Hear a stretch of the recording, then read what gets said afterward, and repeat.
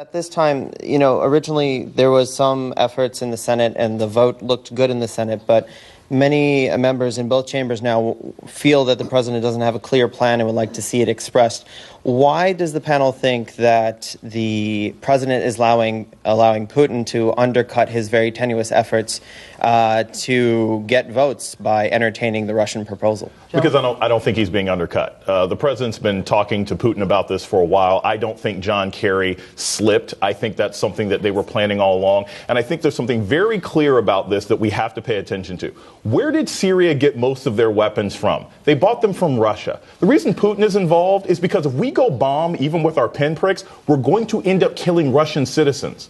They have technicians there. They have military consultants there. They have private citizens who are helping to organize some of the missile systems that are operating in Syria. So, Putin isn't here undercutting the United States. He's acting in his own country's best interest and something that makes him look good. Let's remind people. What do you say, Roland, to the headline in the National Journal that said, Putin wins, didn't save Obama, he beat him? Okay, this is Washington, D.C. being stuck on stupid. That's exactly what this is. And this is why I hate the inside the Beltway process. Here's what Americans have to understand. When we are trying to deal with North Korea, guess who we go talk to the North Koreans? China. When we're talking about Iran, we're talking to the French. We have to understand as Americans, we don't have the greatest relationships with everybody else. Other countries who are our allies in different ways, they have great relationships. And so if there's somebody who I don't really like, but Jason knows him, I'm going to say, hey, Jason, I can't stand him, but can you please go talk to him because I really don't want to deal with them. And so that's one of the things that you do here. And so when the president had a couple of side conversations with Putin, they weren't talking about the New England Patriots ring. They were probably talking about this very issue. And so let's stop with this nonsense that somehow he is upstaging us. No, you need folks like him who can send the signal to Assad to say, hey, man, they're serious. They're going to blow you up. You might want to listen to me because I'm your friend. There's also a common cause here where Vladimir Putin has no interest in having those chemical weapons fall into the hands of extremists. He has a domestic problem in the southern part of his country. We're in Dagestan, Chechnya. And he fears himself that if those weapons were to fall into the hands of extremists, they could end up back on Russian soil and harming Russians and harming the Russian state. That's one of his interests. The other, as you point out, was this a slip of the tongue on the part of the rhetorical flourish on the part of the Secretary of State? I don't think so. No. We now know that this is a subject that Vladimir Putin and President Obama have been discussing at the G20. We know that Lavrov, the Foreign Secretary of Russia, and Secretary Kerry have been discussing. Did he mean to say it then? Who knows? Was the timing right? But it happened. Yeah.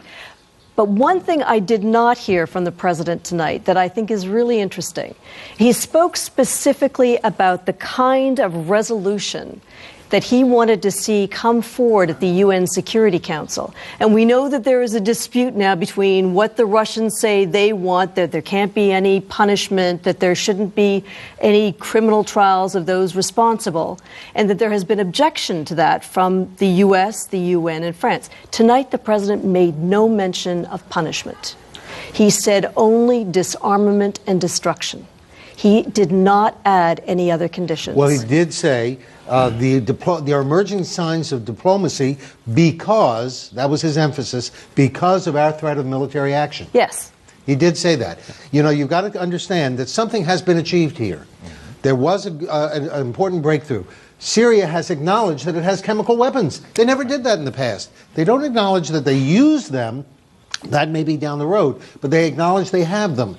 If, in the end, the Syrians, for diplomatic reasons in a deal, give up their chemical weapons and those weapons are destroyed, this will be a great achievement for President Obama. And remember, Saddam Hussein never acknowledged he did not have them. He kept toying, he paid the price. Trust me, other leaders are saying, I might not want to go down that road of playing with the United States because they've already shown what can happen if you joke around. So them admitting that is a huge and the big question, of course, is whether that would have happened had there not been the threat of force. Absolutely. We want to get more reaction from our audience here. I thought the president, mostly with this speech, proved that he's still a good public speaker. He made good appeals to logic. He made good appeals to our emotions. But I also, like many here, didn't hear any new information.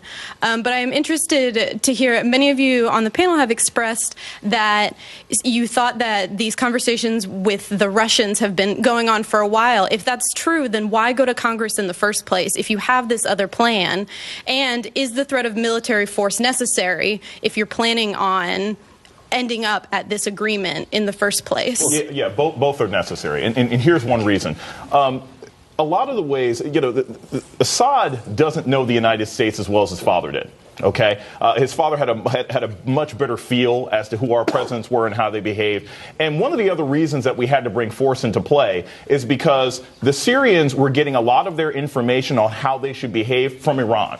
And Iran was basically telling Assad, they're not going to do anything. They're not. And the United States recognized that that is a problem. The Iranians have been working on a nuclear weapon for 25 years now. They'll probably take another 25 years to do it. Who knows? But it's important politically for presidents of the United States to continue to send Iran the message that if you finally get that project done, then we will have a problem with it. So it wasn't just a matter of threatening Assad. It was a matter of also sending a message to Iran. So that's what the plan was. And I think that diplomacy, while that's something that the president always wanted, had he not mentioned force, it wouldn't have sent the message to the rest of the region, and we wouldn't have this deal now from the Russians. Also, keep in mind, if the Russians don't think you're going to act, the Russians say, I'm not going to put forth a strong proposal. When he said, I'm going to bomb, they went, okay, we might not want to get Syria.